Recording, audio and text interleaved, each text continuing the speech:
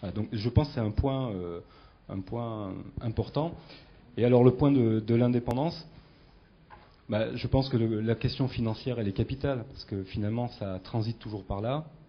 Et aujourd'hui, la manière dont le financement se fait, la manière dont la réforme de l'action humanitaire a modifié le financement, ne rassure pas les ONG, car les études qui ont un peu étudié la répartition des fonds montrent clairement que les ONG sont les perdantes de ce nouveau système. Donc, on ne peut pas être contre une réforme qui améliore l'efficacité de l'action humanitaire au profit des populations. Par contre, l'efficacité seule ne doit pas suffire. Et je pense qu'il faut que les Nations Unies aussi évaluent rapidement ce système. Et je sais qu'au sein des Nations Unies, cette réforme est largement discutée, pas forcément approuvée. Et donc, il faut aussi que les Nations Unies avancent là-dessus. Alors, les Nations Unies doivent rassurer, à votre avis ? Je précisais que toutes les agences des Nations Unies ont approuvé la réforme. Est-ce qu'ils l'appliquent? Ça, c'est une autre chose, mais ils l'ont approuvé. Mais non, comme je disais avant, tous ces commentaires, je les reconnais, et puis c'est très intéressant. Mais il faut qu'on trouve des solutions, mais il faut qu'on les trouve ensemble. Si je suis content quand même d'entendre qu'on reconnaît qu'on peut améliorer les choses, et il fallait améliorer les choses, mais c'est pas que seulement à nous de le faire. On a proposé cette réforme humanitaire, on aurait pu ça d'une autre manière peut-être c'était un peu trop brusque, là je veux bien le reconnaître. Mais c'est quelque chose qu'on doit faire ensemble. Soit on décide de retourner en arrière. Est-ce que c'est ça que nous voulons? Je ne pense pas.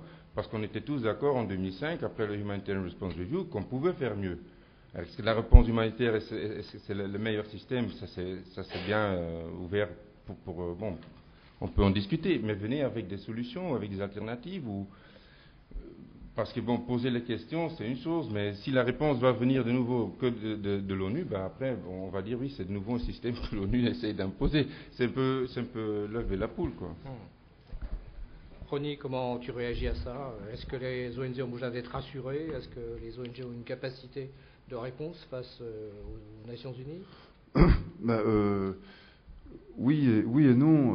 Non, parce que je pense que développer une capacité de réponse globale, c'est tomber dans le piège que précisément on cherche à mettre en évidence, qui est celui d'une réponse globale, d'un dispositif modélisé, comme disait Thomas tout à l'heure, alors même que ce qui se dégage de la part de tous les intervenants, c'est l'idée que c'est localement que des formes de coordination doivent être construites, avec évidemment la participation des Nations Unies, mais à mon avis pas nécessairement sous l'autorité des Nations Unies. Il y a un certain nombre de situations, pas toutes, j'insiste là-dessus, donc c'est aussi une façon de retrouver cette nécessaire approche au cas par cas.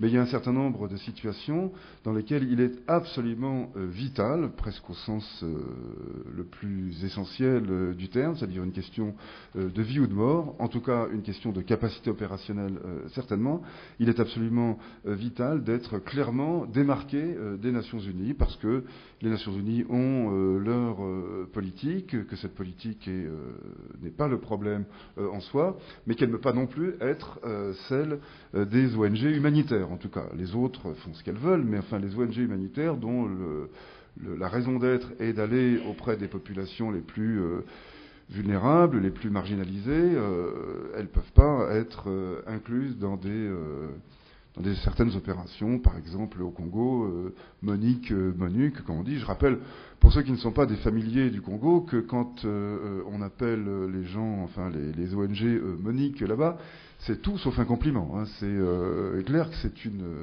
on se moque, voire même on exprime une certaine agressivité, mais en tout cas, ça n'est pas une marque de complicité, un petit nom gentil qu'on donne de façon générique à tout le monde. Donc c'est un véritable problème, et à ce problème, on a répondu en ajoutant un autre problème, qui est celui, en l'occurrence, des clusters. Car C'est aujourd'hui à Goma.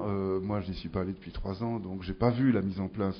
Personnellement, j'ai pas vu la mise en place des clusters. Mais enfin, les gens disent qu'à Goma, si on commence à assister aux réunions dans lesquelles on est directement impliqué, il faut déjà employer 2-3 personnes à plein temps seulement pour ça. Et ce seront des gens qui assisteront aux réunions, mais qui n'y assisteront que en tant que délégués et pas en tant que personnes de terrain venant rapporter une expérience.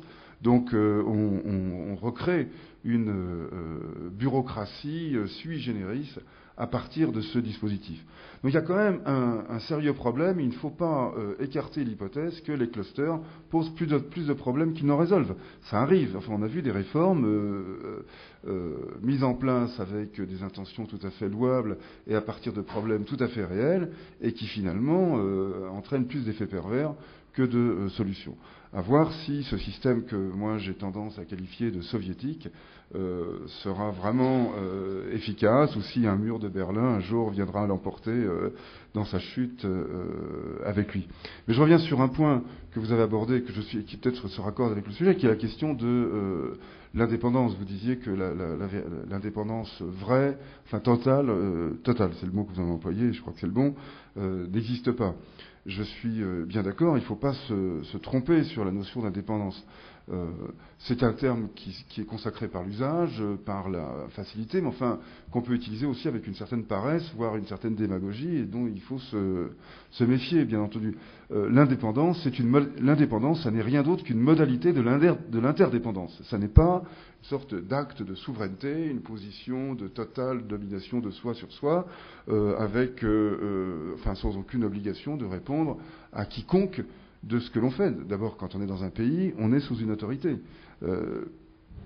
Philippe Chabas rappelait tout à l'heure l'UNBRO, la frontière thaïlandaise tout au long des années 80, enfin de 80 à 92. On n'était en effet pas vraiment indépendant. N'empêche que notre action était efficace, que personne ne cherchait réellement à la contrôler, si ce n'est qu'il y avait un consensus, en tout cas de ce côté-là de la frontière, pour que la population de 250 à 300 000 personnes reste là jusqu'à ce que la situation politique évolue. Là-dessus, on peut avoir des accords politiques, des analyses politiques divergentes, mais sur la réalité, sur l'efficacité de l'action conduite et les marges de liberté dont disposait chacun des acteurs dans cet ensemble, il n'y a aucune question. L'efficacité était réelle, la liberté d'action était réelle. Mais l'autorité, de fait, c'était l'armée thaïlandaise. L'UNBRO était l'interface entre les acteurs de terrain et l'armée thaïlandaise qui avait un œil vraiment très, très précis sur tout ce qui se faisait. Et on était en territoire disputé, en territoire, une sorte de no man's land, mais qui de fait était sous la souveraineté thaïlandaise. Et c'est évidemment aux Thaïlandais qu'on avait des comptes à rendre. De même que quand on est au Soudan auprès des personnes déplacées, c'est au HAC et au gouvernement soudanais qu'on a aussi des comptes à rendre. Donc de toute façon, on en a et à nos donateurs, et à nos bailleurs de fonds institutionnels, et à notre base, et lorsque la situation est favorable et qu'une bonne coopération existe, on a des comptes à rendre également aux autres intervenants. Ce serait un grand progrès que ce système de redevabilité partagée, disons, mutual accountability, pour le dire dans le jargon indigène, que ce système fonctionne. Mais enfin, on a de multiples liens de dépendance avec de multiples acteurs. Donc, l'indépendance, ça n'est pas la souveraineté, mais c'est le choix des modalités de l'interdépendance. C'est comme ça qu'il faut la concevoir, à mon avis. Mais là, avec ce système, je pense qu'on réduit précisément ces différentes modalités d'interdépendance.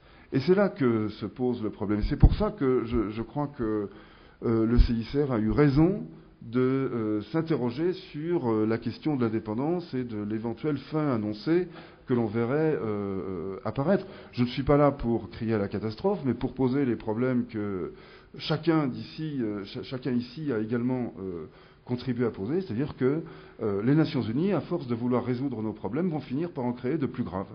Et je pense qu'il y a vraiment une question très sérieuse qui se pose là, et qui renvoie d'ailleurs, mais ça c'est encore peut-être une autre question, à l'investissement de plus en plus large, de plus en plus profond des Nations Unies dans l'humanitaire. on peut se demander si vraiment c'est bien, ça correspond à votre rôle, si c'est souhaitable de la part des Nations Unies. Je pose ces questions parce que personnellement, je trouve que c'est un sujet préoccupant et que ça n'est pas évident en soi. Loin